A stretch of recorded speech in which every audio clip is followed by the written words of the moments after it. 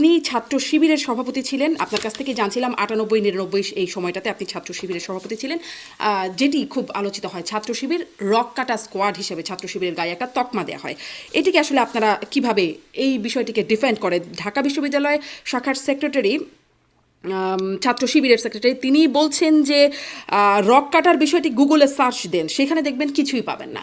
আমি একটু সার্চ করছিলাম, গুগলে করে দেখলাম বেশ অনেকগুলো খবর পেলাম। সেটি 88 সাল থেকে শুরু করে একদম 2013 সাল পর্যন্ত বেশ অনেকগুলো। যেমন 2013 সালে দেখছিলাম রংপুরের কারমাইকেল কলেজে ছাত্রলীগের সাংগঠনিক সম্পাদকের রক কাটার ঘটনা। 88 সালের 31শে মে ছাত্রমৈত্রী সভাপতি জামিল আক্তার রতনের 4 হাত পায়ের রক কেটে ফেলা। 1993 সালে, মানে এর মাঝখানে আরও ঘটনা, আমি দু একটা বলছি যে আমি আসলে গুগল করে যেগুলো পেয়েছি। বিএনপি নেত্রী জেলেনা চৌধুরী, তার পুত্র জুবাইর চৌধুরী রিমুর হাত পায়ে রক কেটে কুপিয়ে হত্যা করে 1993 সালের ঘটনা। এরকম অনেকগুলো ঘটনা আমি দেখছিলাম যে গুগলে সার্চ করলে পাওয়া যায়, মানে মূল ধারার যে গণমাধ্যম সেখানেও পাওয়া যায়। আসলে কি বলবেন এই তকমা নিয়ে, রক কাটা? আচ্ছা, একটা বিষয় হলো যে প্রশ্ন যদি এত লম্বা হয় তাহলে উত্তর তো কিছুতেই দুঃখিত, শর্ট কারণ হবে কি না, ওই এত যে লম্বা। ওইটার ব্যাখ্যা দেওয়ার জন্য আমি একটু দুঃখিত, প্রশ্নটা লম্বা আমি করার হ্যাঁ জন্য জি বুঝতে দুঃখিত। পেরেছি জি, আপনার বক্তব্য, আপনার মূল থিমটা আমি বুঝতে পেরেছি। আপনাকে আমি একটি বিষয় আশ্বস্ত করতে চাই। 1977 সালের 6 ফেব্রুয়ারি ইসলামী ছাত্র শিবিরের যাত্রা শুরু হয়েছে। এটা হলো 2024 সাল। মাঝখানে আপনি হিসাব করে দেখুন, 47টি বছর অতিক্রান্ত হয়েছে ছাত্র শিবিরের জীবন থেকে। আমি আপনাকে অত্যন্ত মানে সিরিয়াসলি ঘোষণা দিতে পারি, 47 বছরের মধ্যে 3টি জুডিশিয়ারি কমিটি হয়েছিল ছাত্র শিবিরের সাথে অন্যান্যদের সংঘর্ষের ব্যাপারে তদন্ত করার জন্য। একটি জুডিশিয়ারি কমিটি হয়েছিল 1991 সালে এরশাদ সাহেবের, 1990 সালে এরশাদ সাহেবের যখন আন্দোলন চলছে, এরপরে ভাইস চ্যান্সেলর বিরোধী আন্দোলন চলছিল। সেখানে ছাত্র শিবির ছিল চট্টগ্রাম বিশ্ববিদ্যালয়ের নেতৃত্বদানকারী সংগঠন। ওখানে একটা অভিযোগ উত্থাপন করা হলো যে শিবির ভাইলেশন করেছে, সন্ত্রাস করেছে। তখন বিচার বিভাগীয় তদন্ত কমিটি গঠন করা হলো। এই তদন্ত কমিটির রিপোর্ট ছিল ছাত্র শিবির সেখানে কোনো ভাইলেশন করে নাই। It is identified by judiciary inquiry committee. Number 1। 1992 সালের 17 মার্চ রাজশাহী বিশ্ববিদ্যালয়ে একটি ঐতিহাসিক ঘটনা ঘটেছিল। পুলিশের গুলিতে একজন ছেলে নিহত হয়, কারণ একটা হত্যাকাণ্ডের মামলার রায় ঘোষণার দিন তারা আদালত ঘেরাও করতে গিয়েছিল। ফলে আদালত করলো কি, মানে পুলিশ এই ঘেরাওকারীদেরকে মোকাবেলা করতে গেল, এর দায় চাপানো হলো সম্পূর্ণ শিবিরের উপর। এরপরে শিবিরের উপর হামলা হলো।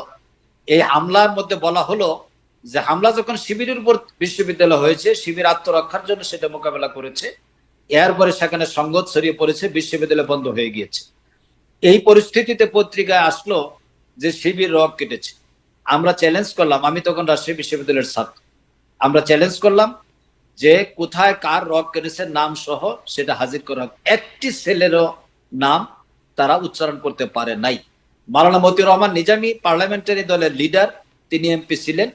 তিনি পার্লামেন্টে দাঁড়িয়ে বিরোধী অন্যান্য এমপিদের প্রশ্নের মধ্যে তিনি চ্যালেঞ্জ করেছিলেন, যদি প্রমাণিত হয় যে ছাত্র শিবির আগে হামলা করেছে, এই পার্লামেন্টে দাঁড়িয়ে আমি ঘোষণা দিলাম আমি রাজনীতি ছেড়ে দিই।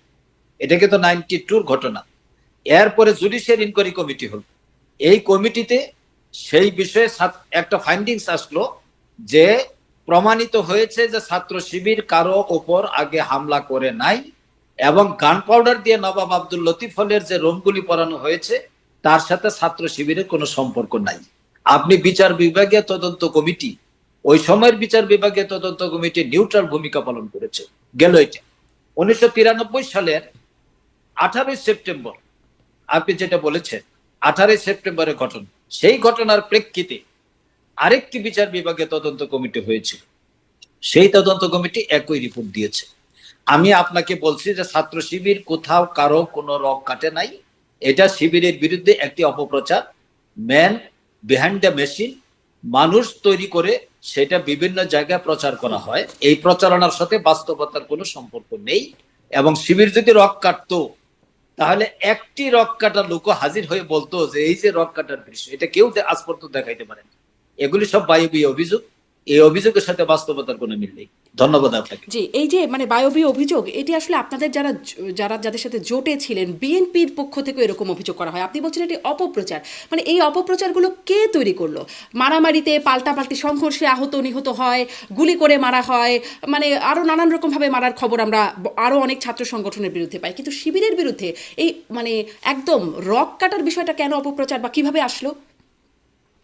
দেখেন, অপপ্রচারের জন্য যারা এগুলি তৈরি করেন তারা শিবির বিরোধী যে শক্তি, শিবিরের আদর্শ বিরোধী যে শক্তি, এবং সত্যিকার অর্থে ইসলামী মূল্যবোধে বিশ্বাসী হওয়ার কারণে ছাত্র শিবিরের আদর্শ, জামাত ইসলামের আদর্শ যেহেতু ইসলাম, সুতরাং ইসলাম বিরোধী শক্তি নানান সময়ে নানান শব্দ ইউজ করে তারা এই আন্দোলনটাকে প্রশ্নবিদ্ধ করার চেষ্টা করে। কখনো বলে মৌলবাদী, কখনো বলে প্রতিক্রিয়াশীল, কখনো বলে জঙ্গিবাদী, কখনো বলে রক কাটে, মানে এক একটা আজগুবি সব শব্দ নিয়ে আসে।